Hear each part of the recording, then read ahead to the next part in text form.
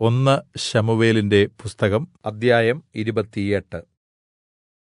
ആ കാലത്ത് ഫെലിസ്ത്യർ യിസ്രായേലിനോട് യുദ്ധം ചെയ്യേണ്ടതിന് തങ്ങളുടെ സേനകളെ ഒന്നിച്ചുകൂട്ടി. അപ്പോൾ ആഖീശ് ദാവീദിനോട്, നീയും നിന്റെ ആളുകളും എന്നോടുകൂടെ യുദ്ധത്തിന് പോരേണം എന്ന് പറഞ്ഞു. അപ്പോൾ ദാവീദ് ആഖീശിനോട്, അടിയന് എന്ത് ചെയ്യുവാൻ കഴിയും എന്ന് നീ കാണുക എന്ന് പറഞ്ഞു. ആഖീശ് ദാവീദിനോട്, അതുകൊണ്ട് ഞാൻ നിന്നെ എപ്പോഴും എന്റെ അംഗരക്ഷകരിൽ പ്രധാനിയാക്കും എന്ന് പറഞ്ഞു. എന്നാൽ ശമൂവേൽ മരിച്ചുപോയിരുന്നു. യിസ്രായേൽ എല്ലാം അവനെക്കുറിച്ച് വിലപിച്ച് അവന്റെ സ്വന്തപട്ടണമായ രാമയിൽ അവനെ അടക്കം ചെയ്തിരുന്നു. ശൌൽ വെളിച്ചപ്പാടന്മാരെയും മന്ത്രവാദികളെയും ദേശത്തുനിന്ന് നീക്കിക്കളഞ്ഞിരുന്നു. എന്നാൽ ഫെലിസ്ത്യർ ഒന്നിച്ചുകൂടി ശൂനേമിൽ പാളയമിറങ്ങി. ശൌൽ എല്ലാ യിസ്രായേലിനെയും ഒന്നിച്ചുകൂട്ടി ഗിൽബോവയിൽ പാളയം ഇറങ്ങി. ശൌൽ ഫെലിസ്ത്യരുടെ സൈന്യത്തെ കണ്ട് ഭയപ്പെട്ടു. അവന്റെ ഹൃദയം വിറച്ചു. ശൌൽ യഹോവയോട് ചോദിച്ചപ്പോൾ യഹോവ അവനോട് സ്വപ്നംകൊണ്ടോ ഊറീംകൊണ്ടോ പ്രവാചകന്മാരെക്കൊണ്ടോ ഉത്തരമരുളിയില്ല. അപ്പോൾ ശൌൽ തന്റെ ഭൃത്യന്മാരോട്, എനിക്കൊരു വെളിച്ചപ്പാടത്തിയെ അന്വേഷിക്കുവിൻ,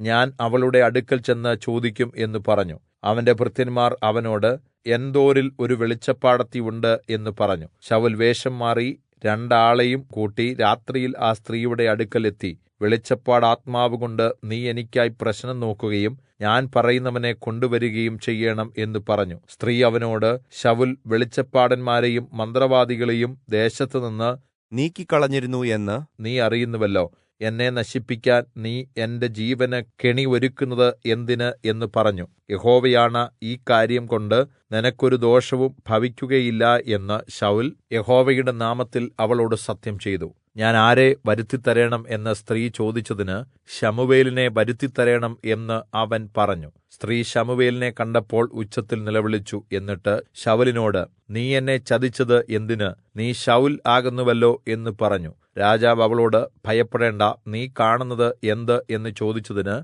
ഒരു ദേവൻ ഭൂമിയിൽ നിന്ന് കയറി വരുന്നത് ഞാൻ കാണുന്നു എന്ന് സ്ത്രീ ശൌലിനോട് പറഞ്ഞു. അവൻ അവളോട്, അവന്റെ രൂപം എന്ത് എന്ന് ചോദിച്ചതിന് അവൾ, ഒരു വൃദ്ധൻ കയറി വരുന്നു, അവൻ ഒരു അങ്കിയും ധരിച്ചിരിക്കുന്നു എന്ന് പറഞ്ഞു. അപ്പോൾ അത് ശമൂവേൽ എന്നറിഞ്ഞ് ശൌൽ സാഷ്ടാംഗം വീണ് നമസ്കരിച്ചു. ശമൂവേൽ ശൌലിനോട്, നീ എന്നെ ഇവിടെ കൊണ്ടുവന്ന് എന്റെ സ്വസ്ഥതയ്ക്ക് ഭംഗം വരുത്തിയത് എന്ത് എന്ന് ചോദിച്ചു. അതിന് ശൌൽ, ഞാൻ മഹാകഷ്ടത്തിലായിരിക്കുന്നു. ഫെലിസ്ത്യർ എന്നോട് യുദ്ധം ചെയ്യുന്നു. ദൈവം എന്നെ വിട്ടുമാറിയിരിക്കുന്നു. പ്രവാചകന്മാരെ കൊണ്ടാകട്ടെ സ്വപ്നം കൊണ്ടാകട്ടെ എന്നോട് ഉത്തരമരുളുന്നില്ല. അതുകൊണ്ട് ഞാൻ എന്ത് ചെയ്യണമെന്ന് എനിക്ക് പറഞ്ഞു തരേണ്ടതിന് ഞാൻ നിന്നെ വിളിപ്പിച്ചു എന്ന് ഉത്തരം പറഞ്ഞു. അതിന് ശമൂവേൽ, ദൈവം നിന്നെ വിട്ടുമാറി നിനക്ക് ശത്രു ആയതിനാൽ നീ എന്തിന് എന്നോട് ചോദിക്കുന്നു? യഹോവ എന്നെക്കൊണ്ട് പറയിച്ചതുപോലെ അവൻ നിന്നോട് ചെയ്തിരിക്കുന്നു. രാജത്വം യഹോവ നിന്റെ കയ്യിൽ നിന്ന് പറിച്ചെടുത്ത് നിന്റെ കൂട്ടുകാരനായ ദാവീദിന് കൊടുത്തിരിക്കുന്നു. നീ യഹോവയുടെ കല്പന കേട്ടില്ല,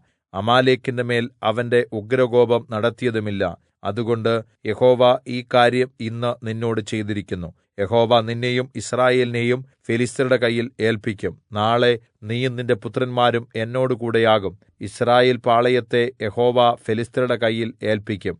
പെട്ടെന്ന് ശൌൽ നെടുനീളത്തിൽ നിലത്ത് വീണു. ശമൂവേലിന്റെ വാക്കുകൾ കാരണം ഭയപ്പെട്ടുപോയി. അവനിൽ ഒട്ടും ബലമില്ലാതെയായി. അന്ന് രാവും പകലും അവൻ ഒന്നും ഭക്ഷിച്ചിട്ടില്ലായിരുന്നു. അപ്പോൾ ആ സ്ത്രീ ശൌലിന്റെ അടുക്കൽ വന്ന് അവൻ ഏറ്റവും പരിഭ്രമിച്ചിരിക്കുന്നത് കണ്ട് അവനോട്, അടിയൻ നിന്റെ വാക്ക് കേട്ട് ജീവനെ ഉപേക്ഷിച്ചുകൊണ്ട് നീ എന്നോട് പറഞ്ഞ വാക്ക് അനുസരിച്ചുവല്ലോ. അതുകൊണ്ട് അടിയന്റെ വാക്ക് നീയും കേൾക്കണമേ. ഞാനൊരു കഷ്ണം അപ്പം നിന്റെ മുമ്പിൽ വെക്കട്ടെ, നീ തിന്നേണം. എന്നാൽ യാത്ര ചെയ്യുവാൻ നിനക്ക് ബലം ഉണ്ടാകും എന്ന് പറഞ്ഞു. അതിനവൻ, വേണ്ട, ഞാൻ തിന്നുകയില്ല എന്ന് പറഞ്ഞു. എങ്കിലും അവന്റെ ഭൃത്യന്മാരും ആ സ്ത്രീയും അവനെ നിർബന്ധിച്ചു. അവൻ അവരുടെ വാക്ക് കേട്ട് നിലത്തുനിന്ന് എഴുന്നേറ്റ് മെത്തമേൽ ഇരുന്നു. സ്ത്രീയുടെ വീട്ടിൽ ഒരു തടിച്ച പശുക്കിടാവ് ഉണ്ടായിരുന്നു. അവൾ വേഗത്തിൽ അതിനെ അറുത്ത് മാവെടുത്ത് കുഴച്ച് പുളിപ്പില്ലാത്ത അപ്പം ചുട്ടു. അവൾ അത് ശൌലിന്റെയും ഭൃത്യന്മാരുടെയും മുമ്പിൽ വെച്ചു. അവർ അത് ഭക്ഷിച്ചിട്ട് എഴുന്നേറ്റ് രാത്രിയിൽ തന്നെ പോയി.